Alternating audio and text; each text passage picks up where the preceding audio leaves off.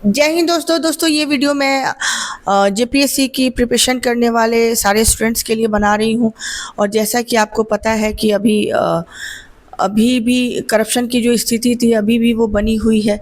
तो इस पे देखिए मैं ज़्यादा बोलना नहीं चाहूँगी आगे से फर्दर, क्योंकि देखिए थोड़ा मैं भी डिस्ट्रैक्ट हो जाती हूँ, क्योंकि मेरा काम है मेंटरशिप देना, पढ़ाना, आप लोग को समझाना, सही तरीके से गाइड करना। और जिन चीज़ों में जब मैं इन्वॉल्व होने लगती हूँ तो वहाँ से कहीं ना कहीं मैं डिस्ट्रैक्ट हो जाती हूँ। तो मैं ये नहीं चाहती। मैं चाहती हूँ कि आप जिसका जो काम है वो अपना काम बेहतर तरीके से करता है। तो मैं ये देखिए, आज जैसा कि मैंने बोला था कि मंगलवार से ये सारी चीज़ें मैं शुरू करूँगी। टेस्ट सीरीज भी शुरू करना है। देखिए, टेस्ट सीरीज से पहले, शुरू करने से पहले देखिए रोज़ मैं क्वेश्चन ज़रूर लेके आऊँगी, लेकिन उससे पहले कुछ चीज़ें हैं, कॉन्सेप्ट पे बहुत ध्यान देना ज़रूरी है। और सबसे अच्छी चीज़ ये है, बात ये है कि जो लोग यूपीएससी की भी प्रिपरेशन करते हैं, अदर स्टेट पीसीएस की भी प्रिपरेशन करते हैं, कई लोग ऐसे होंगे जो जेपीएससी की भी करते हैं और बीपीएससी की भी प्रिपरेशन करते हैं, उन लोगों के लिए भी मैं ये कहना चाहूँगी कि अभी 26 को जो एग्ज़ाम था वो तो अभी पोस्टपोन्ड हो गया। अब नया आएगा नोटिफिकेशन तो नहीं आएगा, नया डेट शीट आएगा। तो उसके अकॉर्डिंग तो आप लोग वहाँ भी रिवीजन करते रहिए अपनी पुरानी चीज़ों की। मैंने बीपीएससी के लिए उसके लिए अलग से वीडियो बनाया है, आप ज़रूर देख लेंगे कि क्या अभी स्ट्रेटजी आपकी होनी चाहिए। तो मैं जल्दी से जल्दी कोशिश करती हूँ 2 से 3 दिनों में मैं आपके शुरू कर दूँगी। हो सकता है टैब पे ही शुरू करूँ अभी, ठीक है। और प्लीज़ आप लोगों को पढ़ने से मतलब है, देखिए स्मार्ट बोर्ड पे चीज़ें होती तो बहुत अच्छी है, बहुत अच्छी लगती हैं, लेकिन मेरा ये मानना है कि जब तक आपको कॉन्सेप्ट से नहीं जोड़ा जाता है, किसी भी माध्यम से है, कहीं से भी आपको जब तक कॉन्सेप्ट से नहीं जोड़ा जाता है, उसको रियलिटी में चीज़ों को नहीं बताया जाता, तब तक आप उससे खुद को कनेक्ट नहीं कर सकते और एग्जामिनेशन हॉल में उन जो कॉन्सेप्ट है उसको बेस्ट यूटिलाइज तरीके से नहीं कर सकते। तो मैं हमेशा इस पे करती हूँ। देखिए, पीडीएफ से पढ़ाना थोड़ा आसान है सबके लिए, लेकिन मैं उस मोड से थोड़ा सा डरती हूँ कि मैं जो चीज़ें बताना चाहती हूँ। हाँ, एक और चीज़ मैं आप लोगों से कहना चाहती हूँ, सबके लिए है ये, कि किसी भी प्रिपरेशन स्टेट पीसीएस की, यूपीएससी की कर रहे हो, मैं अब ज्योग्राफी के क्लासेस शुरू करने वाली हूँ। और ज्योग्राफी में सबसे पहले मैं क्लाइमेटोलॉजी शुरू करूँगी। क्लाइमेटोलॉजी के बाद देखती हूँ उसके बाद मैं क्या करूँ। क्लाइमेटोलॉजी सबसे पहले मैं शुरू करूँगी, और उसके बाद जियोमॉर्फोलॉजी शायद आऊँ, उसके बाद बायोजियोग्राफी आऊँ, और उसके बाद सारी चीज़ें। उसके अलावा मैं मैप की क्लासेस शुरू करने वाली हूँ। मैप में पूरी वर्ल्ड की, जो हालांकि इंडिया की मैं बहुत सारी चीज़ें मैंने पढ़ा रखी है, लेकिन अभी पढ़ाना बाकी है।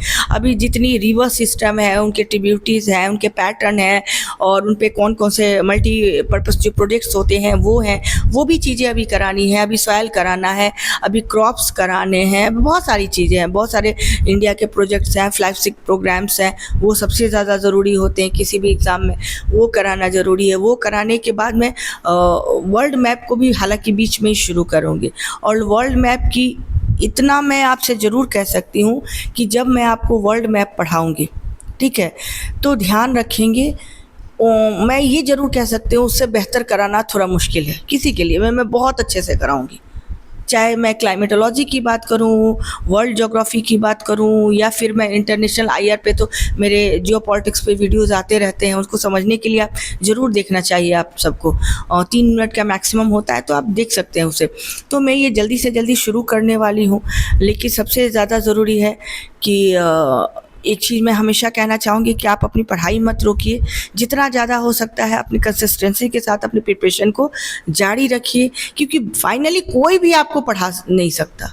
मेरा ये मानना है, पढ़ना आपको खुद है। मैं आपको गाइड करूँगी, कॉन्सेप्ट समझा सकती हूँ, लेकिन फाइनली मान लीजिए कि कोई एक कोचिंग है, वहाँ पे लेट्स 5,000 बच्चे हैं, मान लिया मैंने, क्या 5,000 का सबका रिजल्ट हो जाता है?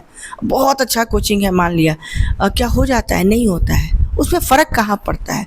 फ़र्क पड़ता है कि आपकी अपनी मेहनत कितनी अच्छी है, आपके पर्सनल लेवल की जो आपकी मेहनत होती है वो कितनी अच्छी है, आपका डेडिकेशन कितना अच्छा है, आप जो उन चीज़ों को स्मार्टली कितने अच्छे से तरीके से करते हैं, इन चीज़ों को, प्रिपरेशन को।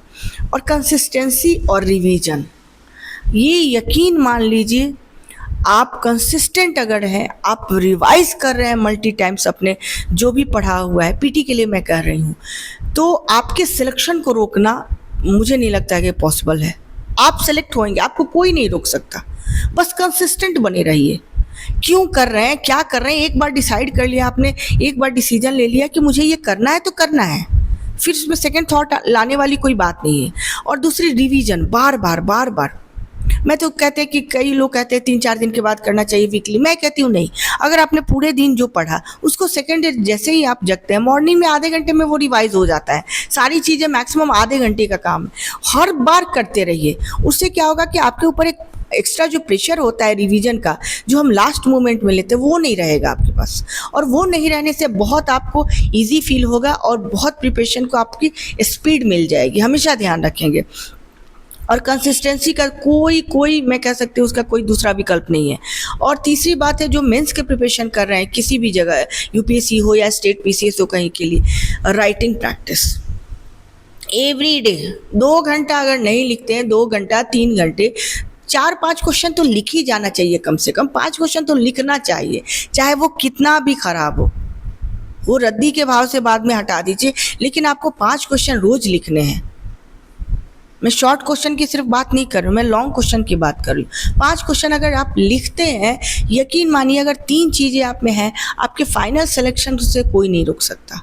और चौथी चीज़ जो फाइनल आपको सिलेक्शन देती है, मैं बार बार कहती हूँ कि वो है आपके कॉन्सेप्ट्स के, जितनी पढ़ाई करते हैं कॉन्सेप्ट पे आपकी क्लैरिटी।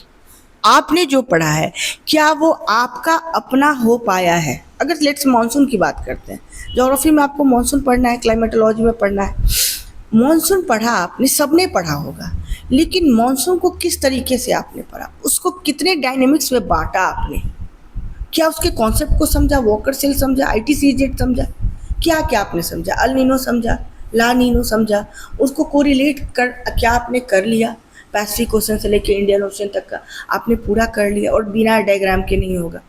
तो अगर आपने चीज़ों को समझ लिया, ITCZ कैसे आता है, उसका एक्सटेंशन नॉर्थ की तरफ होता है समर में, और उसका क्या इम्पैक्ट होता है इंडियन जो हमारी इकोनॉमी पे, हमारी क्लाइमेट पे क्या इम्पैक्ट होता है, क्योंकि इंडिया के कॉन्टेक्स्ट में ही पूछा जाएगा आपको, वर्ल्ड ज्योग्राफी में पूछा जाएगा तो वो अलग कहानी है, लेकिन पूछा नहीं जाता क्योंकि मानसून का भी एक लिमिटेड, बहुत लिमिटेड नहीं कह सकते हैं, लेकिन जो एक्सटेंशन है वो एक लिमिटेड ही है, वर्ल्ड वाइड तो पूरे वर्ल्ड में नहीं है। तो जब इंडिया से ये हर साल क्वेश्चन पूछा जाएगा, किसी भी एग्जामिनेशन में उठा, तो आपके वो कॉन्सेप्ट ऐसे होने चाहिए कि आपने उसे कर लिया है।